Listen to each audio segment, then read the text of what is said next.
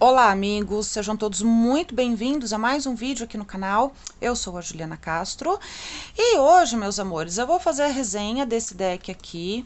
É o de Dungeons e Dragons. É o Tarô das Masmorras e Dragões. Esse deck aqui, eu queria ter feito unboxing, aí antes de gravar o unboxing eu mudei de ideia, resolvi abrir o deck só para conferir a quantidade de cartas, mas principalmente para dar uma entendida no que é esse deck. Por quê? A arte desse deck me chamou bastante atenção, eu comprei mais pela arte, e aí foi providencial eu abrir para poder entender um pouco mais a respeito desse deck, porque eu fui ler os comentários, né, de quem comprou, e teve gente que falou que esse deck não presta para nada, não dá para jogar nada, porque foge muito do tarô, foge de oráculo, não dá nem para colocar no próprio jogo do qual ele foi montado. O que é isso? Esse nome, Masmorras e Dragões, é o nome de um jogo mesmo, de D&G, e o deck inteiro foi trabalhado na temática deste jogo. Então muita gente comprou esse deck achando que essas cartas iam surtir algum tipo de efeito na execução do jogo, para ganhar o jogo, ou que pudesse pelo menos jogar de forma pessoal com alguém. E outras pessoas acharam que seria, como alguns outros decks temáticos, de que seria possível se identificar melhor com os arcanos através do eu conheço o jogo, então fica mais fácil de entender os arcanos no tarô. E todo mundo se frustrou. Eu não vi um comentário que falasse esse deck é muito bacana, muito bom, não vi. É sempre o pessoal malhando, porque ou não dá para jogar como acharia que pudesse de forma de jogo de interação, e também a galera que joga tarô criticando porque foge completamente da premissa do tarô. Bom, resolvi abrir o livreto, dar uma pequena traduzida ali para entender a premissa desse deck e aí olhar carta a carta com vocês, para aí sim eu ter a minha percepção se vale a pena ter esse deck ou não, tá certo? Bom, é um deck distribuído pela editora Potter. Nunca tinha visto essa editora para decks, tá? Uma caixinha bem dura, resistente, não abre por imã. Ela tem essa abertura encaixadinha assim só, tá? Vem com livreto e o deck. Pelo que eu entendi, do pouco que eu traduzi, eu não li o livreto inteiro, tá? O autor desse deck, ele teve essa premissa de querer colocar sim a temática do jogo para facilitar o entendimento dos arcanos. Então teve essa questão de tentar encaixar os personagens dentro da temática do deck, tá? Ele respeitou a estrutura do tarô, então ele respeitou, deixa eu encontrar aqui. Foi aqui. Aqui ele explica que ele respeitou a base do tarô, então ele respeitou os 22 arcanos maiores, os 56 arcanos menores, porém ele modificou os nomes dos arcanos menores. E o que para muita gente com certeza foi um problema é que aqui, por exemplo, ele colocou no naipe de paus o nome de naipe da força. E aqui ele não fala que o naipe da força está vinculado ao naipe de paus. A pessoa precisa ler o contexto e entender de que naipe que está falando. Então ele fez um deck para forçar a pessoa a pensar. E aí, pensar é um troço que o ser humano tem uma preguiça mortal de fazer. Eis o motivo desse deck ter sido tão malhado na internet. Tá? A partir do momento que, pelo menos, eu não vi as cartas, tá? Eu tô falando a respeito do livreto. A partir do momento que o próprio autor não está facilitando para você, ele descreve aqui no naipe de força, aqui o naipe da inteligência, aqui o naipe da sabedoria e aqui o naipe de carisma. Quando a gente vai só pela palavra, a gente vai achar que a sabedoria seria, sei lá, o naipe de espadas, ou seria o naipe de paus? Se a gente vai aqui no carisma, a gente entenderia única e exclusivamente pela palavra que seria o naipe de copas, porque carisma igual a afetividade, né, a emoções. E na verdade não. Carisma é o naipe de ouros. E aqui na escrita ele explica que é o naipe de ouros. Ele só não fala que é o naipe de ouros. Ele força você a pensar. E isso eu achei sensacional. Eu não sei se eu vou gostar do deck, mas isso de obrigar a pessoa a ler e entender do que está se tratando aqui, não é um deck para iniciante, não é um deck para pessoas que decoraram o tarô. É um deck para pessoas que jogam o tarô, que entenderam o tarô, e aí fica super fácil entender o que ele colocou aqui no livro. Vou deixar muito claro que é no livro. Eu não sei no deck eu vou ver junto com vocês. Tá certo? É uma qualidade boa, é um livro simples. Aqui ele faz alguns spreads, né, que são tiragens, formas de tiragem. Eu achei bem interessante que ele colocou aqui na exemplificação da tiragem a fotinho da carta, uma pequena explicação. Ele usa uma linguagem, gente, eu achei fantástico esse livro, porque a linguagem que ele usa obriga você a pensar. Se você não pensar, você não vai entender. Eu achei fantástico. Ótimo para quem já sabe lidar com o tarô, tem um conhecimento bacana no tarô, e aqui é para tirar a gente da zona de conforto. É para obrigar você a pensar, a sair fora da curva, sabe? Eu achei sensacional. E aqui ele vai colocar, né, os arcanos maiores, não vai explicar o que são os arcanos, ele vai colocar apenas algumas pequenas palavrinhas. E você que lute para pensar. Então é um deck que eu acho que a única falha, né? Isso vou deixar muito claro, gente. Olhando o livro, eu não olhei as cartas ainda. Pelo livro, eu acho que a única falha dele foi não explicar que é um deck para tarólogos já fluentes nesse nicho. Aí eu acho que ele pecou. Porque uma pessoa vai acabar comprando porque gosta do jogo, porque gostou das figuras, e tá começando o tarô, vai se frustrar porque não vai entender bolhufa, tá bom? E ele faz isso com todas as cartas, tá? Os arcanos maiores, menores, ele dá uma pequena dissertação a respeito. Fala um pouquinho mais nos arcanos menores do que nos arcanos maiores, mas muito pouco, tá? E sempre com a carta, né, desenhada aqui, muito bem desenhada, inclusive. Tá certo? Então, é isso. Eu falei, não falei o autor. Adam Lee e Fred Tananana. Ambos aqui são designers de jogos, enfim, tá? Eles trabalham em outros nichos também. Inclusive, pelo que eu entendi, a especialidade deles é o desenho de jogos mesmo, tá? E não de tarô ou de cartomancia. Vamos lá conhecer, então, finalmente, as cartas. Qualidade das cartas. Eu achei uma qualidade muito boa, uma textura muito gostosa, porque são cartas, eu não sei se vocês vão conseguir ver.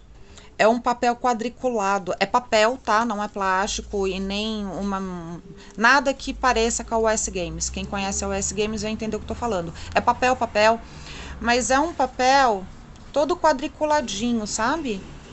E dá uma sensação muito gostosa no toque. Muito gostosa mesmo. É fosca.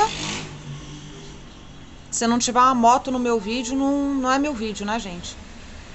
Aqui, eu tô só com o T-Star Tarot, que é um pouquinho maior, mas acho que vai dar para vocês terem uma noção.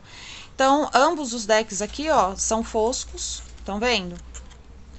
E ele vai ter um tamanho, eu acredito que muito parecido com os decks da Lois Carabel, tá? Eu não tô com nenhum fácil aqui para mostrar para vocês, mas eu acredito que é um tamanho muito parecido com o da Lois Carabel, que é a mesma altura, mas um pouquinho mais estreito na largura, tá bom? Então vamos lá conhecer este lindão. O louco, se mantendo muito tradicional, com uma paleta de cor muito suave, um tom meio mate, meio pastel. O mago. E aqui já sai um pouquinho do tradicional, porque você precisa ficar buscando os elementos na carta, né? Então não tá nítido, explícito os 4 elementos, por exemplo, mas a gente olha na cara dele e sabe exatamente que ele é o mago.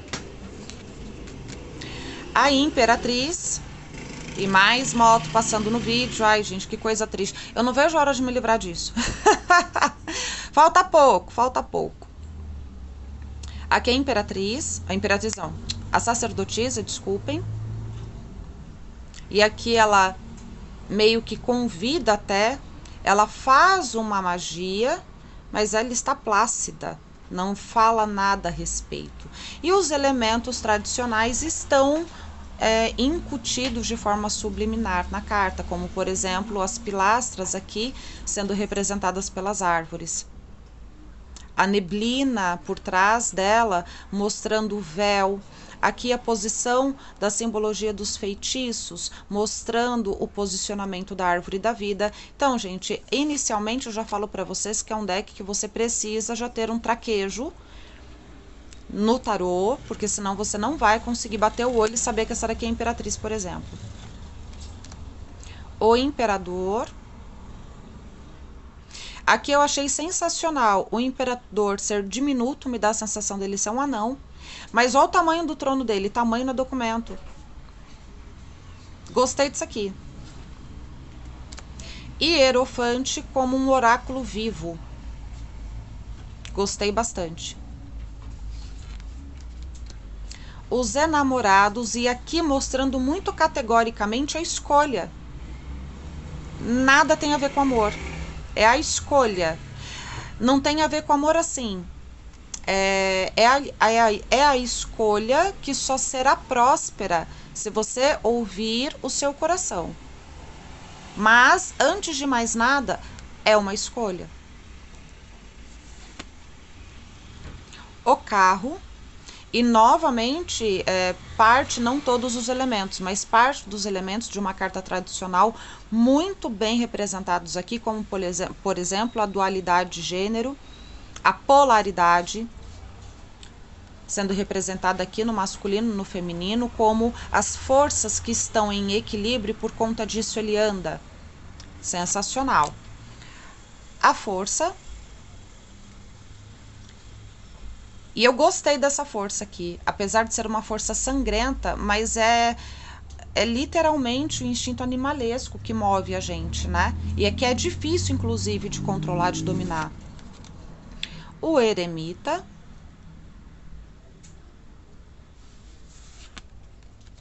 A roda da fortuna.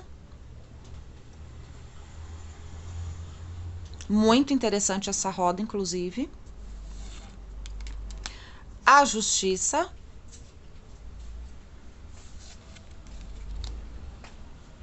O enforcado. Eu amei essa carta, porque é como se ele precisasse ficar de ponta cabeça para ressuscitar, resgatar, reconhecer, salvar a si mesmo.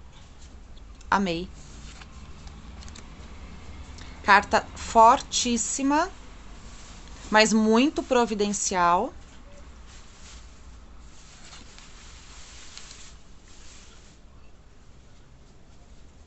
A temperança.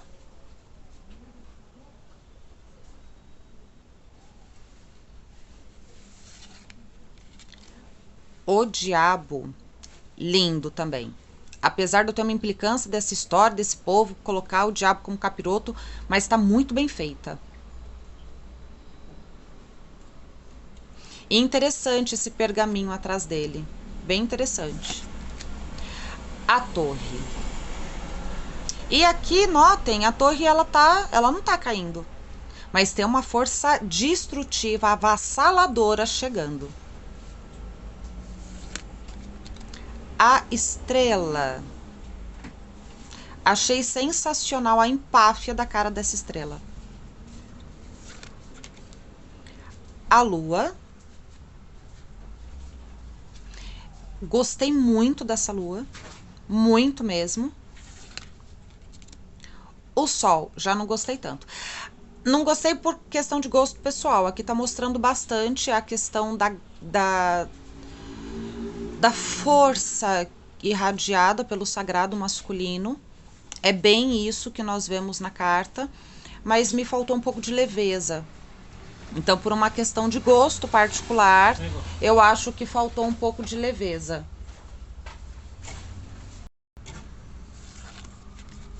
O julgamento. Literalmente como se fosse um cavaleiro do apocalipse trazendo o juízo final. Gostei. E agora vamos à carta do mundo, desculpa. Tô ansiosa para chegar nos arcanos menores. Interessante essa carta do mundo, como se estivessem comemorando a conquista de um feito, o final da trajetória, ou o ganho do jogo, né? E eu estou ansiosa para ir para os próximos arcanos. E aqui vamos começar os arcanos menores. E eu vou pegar o livro para entender que arcano é esse. E aqui no livro fala que é o arcano, o elemento de paus, que é a força. Está escrito no livro que é o naipe de paus? Não. A pessoa tem que ler e saber qual é a energia de paus para identificar que a carta, que os naipes, né, da força, dos arcanos menores da força, é o naipe de paus. Se você não souber o que é o naipe de paus, você não vai conseguir identificar isso aqui, tá bom? Vamos então começar com o naipe de paus. As de paus, o ânima que brota da alma.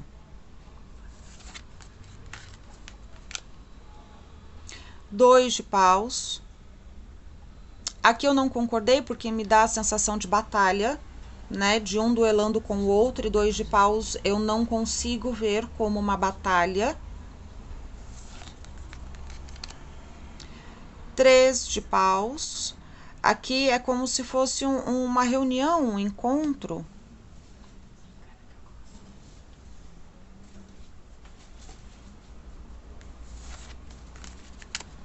Quatro de paus, trazendo bastante essa conotação do alicerce, né, da estruturação. A estruturação do naipe de paus, me desculpem, eu dei uma pequena pausa por conta do barulho que ficou intenso, mas vamos lá. A estruturação, a firmeza, a força que vem no 4 de paus, muito bem ilustrada aqui.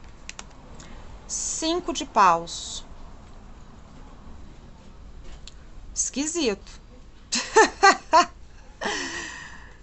6 de paus, aqui sim eu vejo a carta da honra, né? O mérito, a conquista pelo próprio mérito.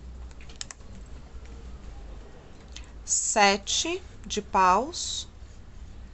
Tem total sentido sim, mas também tem uma coisa aqui dele tá tentando lutar pela própria, sei lá, tentando salvar o próprio alimento, né? O que o mantém vivo, a comida que o mantém vivo, mas ó, alguém ele se descuidando e alguém, um bichinho vindo aqui e laçando-lhe a língua na sua sobrevivência. 8. Esquisito também, porque tá todo mundo muito parado aqui, né? E 8 de paus é movimento. 9. Também não consegui entender, pelo menos num primeiro olhar.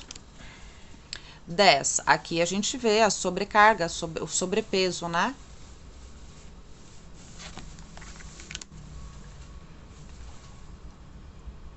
Vamos agora para as cartas da corte. E percebam, por que muita gente, um detalhe importante que eu deixei passar despercebido. Não tem nome nas cartas. Só tem a numeração e esse símbolo aqui é o mesmo em todas as cartas, que muito provavelmente é o símbolo do próprio jogo, tá? Não tenho convicção disso, mas provavelmente é. Então perceba que a pessoa ela vai ter que encontrar o significado nas cartas e na dúvida vai ter que consultar o livro. É um deck que eu pretendo utilizar na minha mesa, nos meus atendimentos? Não. é um deck que vai acabar ficando para coleção ou para jogar para mim, que aí é um jogo que eu posso fazer com calma, com tempo. Se eu ficar na dúvida da carta, aí eu vou lá no livreto, consulto. Mas quando eu vou jogar para alguém, atender um cliente, um paciente, não vou utilizar, tá? Já falo para vocês que não vou. Eu acho que falta coisas importantes nos arcanos menores, principalmente. Arcanos maiores até que não, mas nos menores tem algumas coisas que, num primeiro olhar, me dá a sensação de estar faltando. Aqui o pajem de paus, eu gostei desse pajem, porque é o descobrir novas receitas através do experimentar. Cavaleiro, e aqui pode dar uma confusão muito grande, porque olha o tamanho da espada aqui, ele não tá segurando um bastão. Rainha, aqui notoriamente é uma rainha de paus, né, gente? Notoriamente. Rei, que pode dar uma dualidade aqui. Amarelo pode passar a sensação de ser ouro, de ser naipe de ouros. A árvore aqui pode dar a sensação de ser o rei de paus, mas a espada aqui pode dar a sensação de ser o rei de espadas. Então pode dar um conflitinho aqui sim. E vamos agora as de quê? Aqui eu entendo que é o as de espadas, mas vamos confirmar.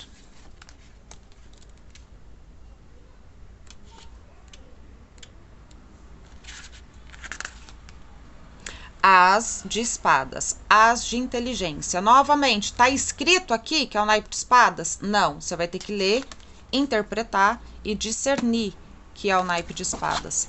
Então, vamos lá, as de espadas. Ju, como é que você sabe que era o naipe de espadas? Por sentir o que a carta tá me passando. Gente, raramente um deck de tarô que foi pensado e elaborado para tarô, aqui, ó, tá expressando muito bem a dualidade, a pessoa tendo que parar para pensar entre uma escolha e uma ação a ser feita. Percebam?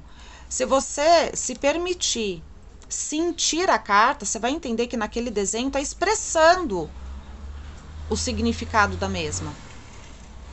Aqui, o 3 de espadas é notoriamente a dor, a lamentação, e de coisas que são oriundas da sua cabeça. Ó, os pensamentos dela estão escassos, não tem vida. A cabeça dela está gerando esse sofrimento todo. 4 de espadas. E aí, voltando, né, minha linha de raciocínio. Todo e qualquer deck que você for utilizar, eu acho bacana você pegar um tradicional primeiro. Isso não é via de regra, porque vocês estão cansados de saber que eu aprendi pelo Medieval Scapini, que é um deck bem complexo para se aprender. E eu aprendi, tá tudo certo, tá? Mas se você começar por um deck tradicional, você vai começar a sentir e entender com desenhos universais, que Pamela foi sensacional ao fazer, a mensagem, a vivência contida dentro de cada carta, porque sim, cada arcano do tarô nos revela um segredo, algo oculto e que precisa ser trazido para a consciência. A partir daí, você consegue descobrir, sentir e identificar em desenhos diferentes, mas é de suma importância que você tenha a base do tarô. Se você não tiver a base do tarô, esse deck aqui você não lê nem amarrado. Essa é a minha concepção, tá? Olha que interessante aqui o 9 de espadas. Os pensamentos destrutivos, obsessivos, deprimidos, angustiantes, e que paralisam a pessoa, mas que ela pode ter um autocontrole, um autodomínio e bloquear isso tudo. Usar isso tudo aqui para canalizar a verdadeira força para agir. A carta do 9 de espadas é a carta da depressão, da síndrome do pânico, da angústia, dos medos, né? Mas, se a pessoa souber cadenciar isso tudo vira uma força muito grande para que ela saia da inércia e vá atrás daquilo que ela deseja. 10 de espadas, interessante essa carta. Bem interessante. Aqui me vem notoriamente ela levantando a espada e falando: chega. Acabou. Gostei. Pajem, que bonitinho. Que gracinha! Cavaleiro, que também pode confundir as pessoas, porque ele não tá com uma espada aqui na mão. Rainha, notoriamente uma rainha de espadas. Parece a Malévola até, né? Rei. Aqui também pode confundir, porque tem elementos de água aqui, né? E ele tá com a espada até aqui, mas tem elementos de água aqui, como se ele fosse Netuno, né? E vamos agora para o naipe de sabedorias. Vamos confirmar?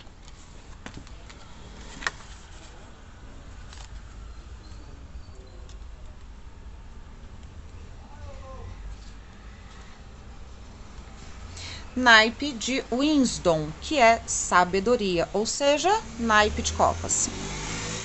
E mais moto passando. Eita, que esse vídeo vai ficar com bastante barulho de fundo hoje. As, que também pode confundir completamente, porque quase não tem elemento água aqui, né?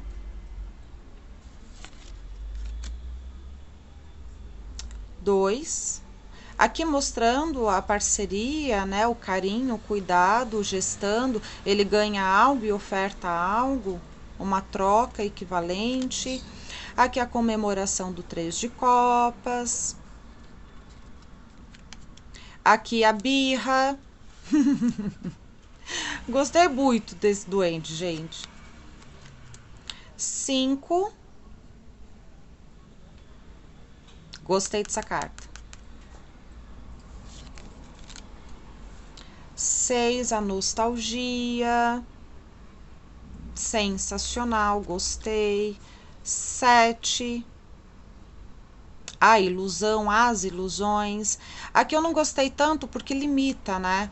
Pode ser tanto, o 7 de copas pode ser tanto ilusões como sonhos também. E aqui limitou a ilusões.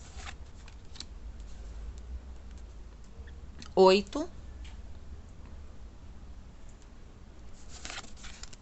9. 10. Pajem. Cavaleiro. Sensacional. Aqui o cavaleiro de ouro de... Oh, meu Deus. Cavaleiro de copas tá muito bonito. Indo atrás da leveza, da pureza, do bem-estar. Aonde eu vejo isso? No campo de flores. Tem algum elemento água aqui? Não, não tem. Então pode trazer uma dificuldade aí na cabeça das pessoas. Rainha de águas, rainha de copas, sensacional, né? Notoriamente uma rainha de copas. E aqui o rei de copas, confundindo também bastante pela ausência do próprio elemento da carta. E vamos, por fim, para o naipe de carisma, que é o naipe de ouros. 2 de ouros. E aqui confunde, né? Uma pessoa estudando 2 de ouros, geralmente 2 de ouros é o equilíbrio, né? Mas aqui o equilíbrio pode vir de onde mais, se não do conhecimento. Gostei. 3. Aqui eu já não gostei tanto. Pelo menos num primeiro olhar não encontrei sentido. 4, total sentido. Gostei bastante. 5, total sentido também. A escassez, a ausência. 6. Aqui eu vejo no 6 de ouros muito troca equivalente. E aqui eu estou vendo mais como um festejo, um homem aqui bancando tudo para todos. Talvez seja isso, né? 7. Aqui ele já colhendo, né? Quando na verdade era a espera da colheita, aqui ele já tá colhendo. 8, sensacional. Sensacional, gostei bastante. 9, também gostei. 10, que bonitinho. Gosto tanto de elementais, gente, de toda sorte. Duende, gnomo, elfos, fadas, adoro. Adoro quando vem desta forma. Amei. Pajem, interessante. Cavaleiro, não gostei. Gostei dele, não. É uma das minhas cartas preferidas como uma boa capricorniana, mas desse aqui não gostei mesmo, né? Que eu não entendi, eu não gostei da arte empregue aqui. Rainha, sensacional, rainha de ouros. Rei, não entendi, mas é bonito. Ai, senhor, não entendi, mas é bonita a carta. É isso. Esse é o tão controverso, acho que a palavra para esse deck que me vem pelo menos agora à cabeça para descrevê-lo é ele ser um deck controverso, porém eu acho que é um deck bem interessante para primeiro testar os seus conhecimentos, né? E não somente testar os conhecimentos, mas também fazer com que você saia da sua caixinha de conforto, sabe? Da sua zona de conforto, pense fora da curva. Eu não vou embaralhar porque eu quero estudar mais a respeito das cartas. Eu gostei do deck, gostei sim, mas não indico de forma alguma. Se você está começando, isso daqui vai ser um deck que vai ficar jogado dentro da sua gaveta até você pegar o traquejo. Tá certo? É isso, meus amores. Espero que vocês tenham gostado. Deixe aí a percepção de vocês, se vocês gostaram da minha dinâmica, se vocês gostaram ou não do deck. Sejam respeitosos, por favorzinho. Deixe o seu like, se inscreva no canal se você ainda não é inscrito e até a próxima.